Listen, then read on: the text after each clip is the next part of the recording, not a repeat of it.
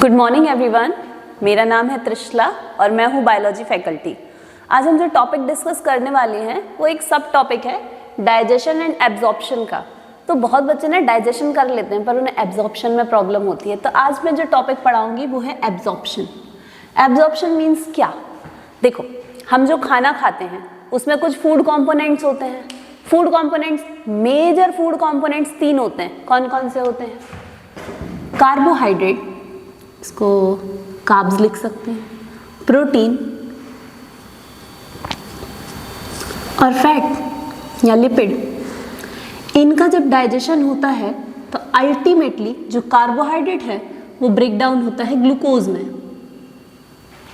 Protein break down होता है amino acids में,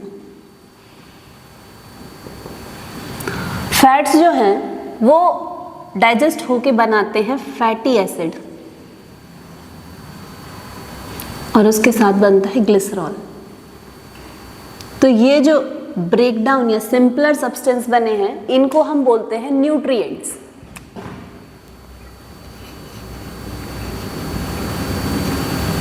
तो आफ्टर डाइजेशन जब बॉडी में न्यूट्रिएंट्स बन जाते हैं तो उनका ब्लड में एब्जॉर्प्शन होना ज़रूरी है, क्योंकि जब ये एब्जॉर्ब होंगे तभी ये अपनी वर्किंग साइट पे पहुंचेंगे और अपना मोड ऑफ एक्शन दिखा पाएंगे। तो आज के टॉपिक में हमें ये पढ़ना है कि ये जो एब्जॉर्प्शन है ये किस प्रोसेस से होता है। तो जो एब्जॉर्प्शन होता है वो 2 तरीके से हो सकता है, यानी कि ट्रांसपोर्टेशन ऑफ न्यूट्रिएंट्स 2 तरीके से हो सकता है। वन इज एक्टिव ट्रांसपोर्ट, दूसरा है पैसिव ट्रांसपोर्ट। अब ये एक्टिव और पैसिव क्या होता है, चलो देखते हैं। एक्टिव ट्रांसपोर्ट क्या होता है? देखो, हमारी बॉडी में जो एनर्जी यूज बन रही है, एनर्जी किसके फॉर्म में बनती है? एटीपी के फॉर्म में। अगर कोई भी ट्रांसपोर्टेशन एटीपी को खर्च करके हो रहा है, मतलब किसी ट्रांसपोर्टेशन को करने में एनर्जी लग रही है, तो उसको हम बोलेंगे एक्टिव ट्रांसपोर्ट। तो हम इसमें लिखेंगे एटीपी यूज्ड। एक्टिव ट्रांसपोर्टेशन में एटीपी खर्च होते हैं पर पैसिव ट्रांसपोर्ट में एटीपी खर्च नहीं होते। ठीक है। एक्टिव ट्रांसपोर्ट जो होता है, देखो आप लोगों ने एक प्रोसेस पढ़ी होगी ऑस्मोसिस, है ना, जिसमें जो पार्टिकल्स होते हैं वो हाई कॉन्सेंट्रेशन से लो में जाते हैं, है ना, लेकिन इसको जाने में कोई एनर्जी खर्च नहीं होगी, है ना, तो वो पैसिव ट्रांसपोर्ट का हिस्सा है। तो इसको हम बोलते हैं कॉन्सेंट्रेशन ग्रेडियंट।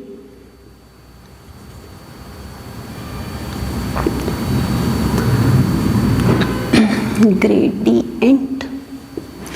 तो ये जो होता है वो अलोंग विथ कॉन्सेंट्रेशन ग्रेडियंट होता है, मतलब सिंपल डिफ्यूजन या ऑस्मोसिस से ये प्रोसेस हो जाएगा।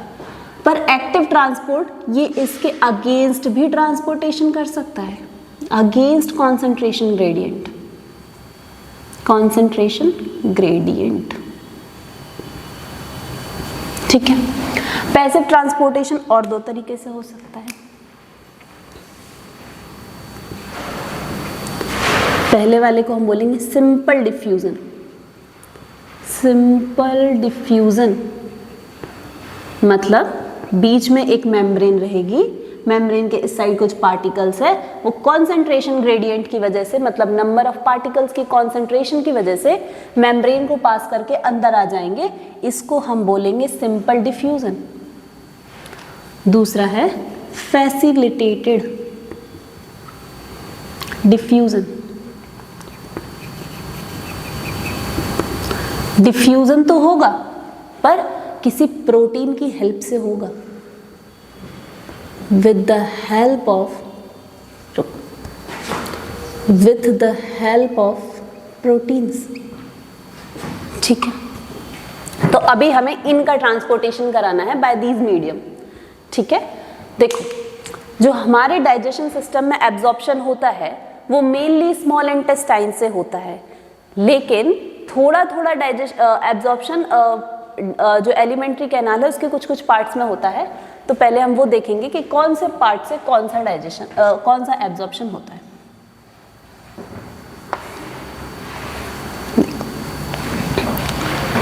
हमारे जो एलिमेंट्री कैनाल है उसका जो पहला पार्ट हम पढ़ते हैं माउथ या बकल कैविटी। बकल कैविटी, इसी को हम ओरल कैविटी भी कहते हैं, ये वाली जो हमारी कैविटी है ना। कुछ ड्रग्स होती हैं, अब यहाँ ड्रग्स, स्मोकिंग वाली ड्रग्स की बात नहीं हो रही है, यहाँ बात हो रही है दवाइयों की। तो कुछ दवाइयाँ ऐसी होती हैं जिनको हम ओरली लेते हैं और अपनी टंग के नीचे यहाँ बहुत सारे ब्लड वेजल्स होते हैं, तो एब्जॉर्प्शन अच्छे से हो पाता है। तो इन दवाइयों को हम बोलते हैं सबलिंगुअल ड्रग्स। सबलिंगुअल ड्रग्स का जो एब्जॉर्प्शन है वो हमारी बकल कैविटी में होता है। तो कुछ ड्रग्स का, सम ड्रग्स का जो एब्जॉर्प्शन है वो कहाँ से होगा? बकल कैविटी में होगा। उसके बाद है स्टमक। स्टमक आप सब जानते हैं हमारी एलिमेंट्री कैनाल का जे शेप्ड ऑर्गन है। यहाँ से भी कुछ चीज़ों का एब्जॉर्प्शन होता है, जैसे कुछ सिंपल शुगर्स का एब्जॉर्प्शन हो जाता है। एल्कोहल, अगर आप ड्रिंक लेते हैं, अल्कोहल लेते हैं, या आप ऐसा कुछ भी सब्सटेंस ले रहे हैं जिसमें अल्कोहल की मात्रा है, तो उसका एब्जॉर्प्शन भी आपके स्टमक से हो जाएगा। उसके बाद जो पार्ट आता है स्मॉल इंटेस्टाइन।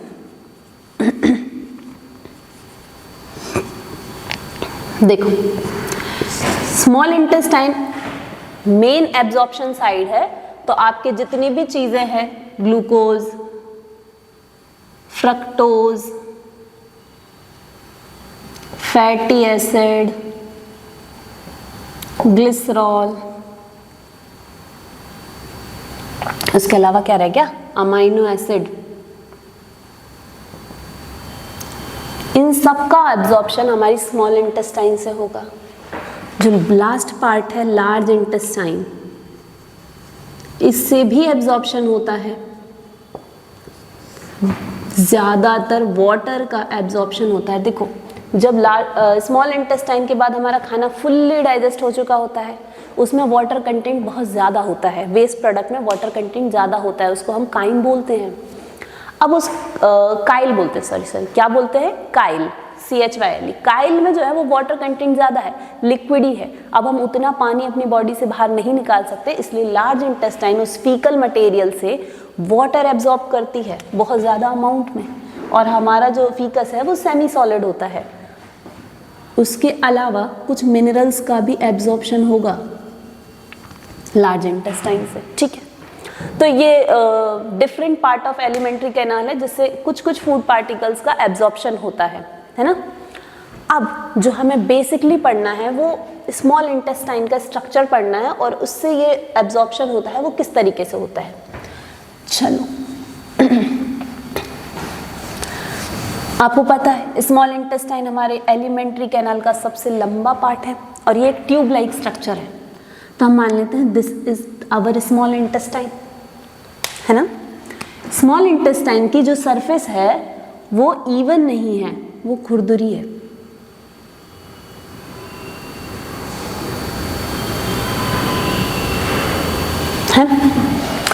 तो ये जो इसकी जो सरफेस है जिस पे इस तरीके के उभार है, इसको बोलते हैं प्लाइसे सर्क्युलरिस। प्लाइसे सर्क्युलरिस। प्लाइसे सर्क्युलरिस के ऊपर देखो कैसे बनाऊं, हाँ चलो। प्लाइसे सर्क्युलरिस आप बोल सकते हैं स्मॉल इंटेस्टाइन की सरफेस है जो कि उबड़ खाबड़ है, इवन नहीं है। उसके ऊपर कुछ इस तरीके से स्ट्रक्चर है, इनको हम बोलते हैं विलाई। अब ये विलाई क्यों है? ये विलाई इसलिए है क्योंकि आप सोच के देखो ना कि मुझे एब्जॉर्प्शन ज़्यादा से ज़्यादा कराना है, तो अगर सरफेस एरिया कम होगा तो एब्जॉर्प्शन कम होगा, उतने ही फूड पार्टिकल्स जाके स्टक कर पाएंगे। लेकिन अगर हम सरफेस एरिया बढ़ा दें तो फूड पार्टिकल्स का एब्जॉर्प्शन ज़्यादा होगा।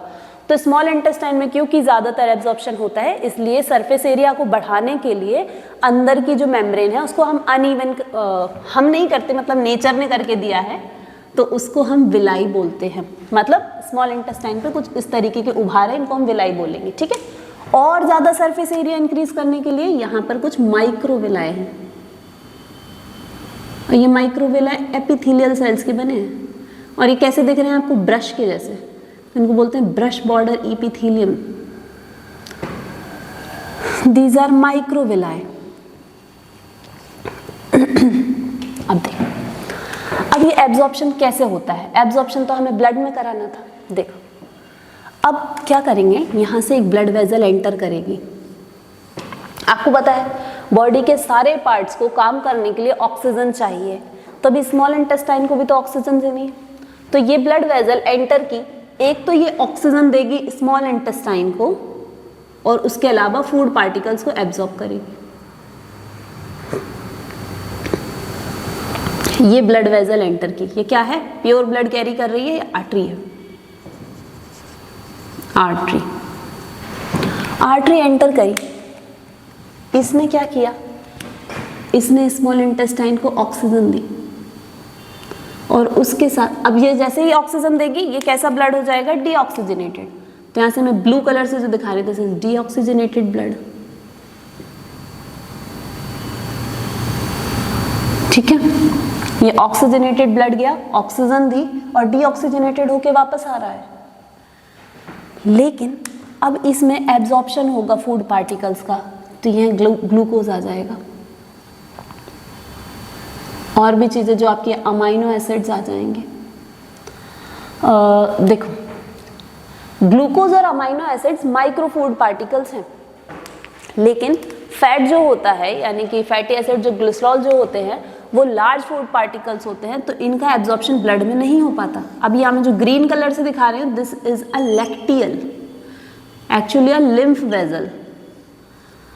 ये वाइट कलर की दिखाई पड़ती है पर मैं वाइट कलर से नहीं बना सकती, तो मैंने यहाँ ग्रीन कलर से बनाई। This is a lacteal.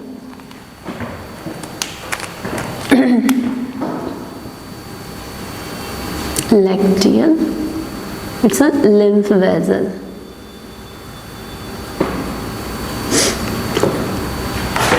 इसमें होता है फैटी एसिड्स का एब्जॉर्प्शन और इसके साथ साथ ग्लिसरॉल का। ठीक है,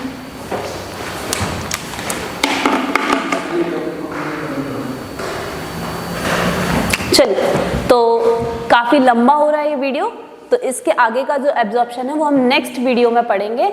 सो थैंक यू।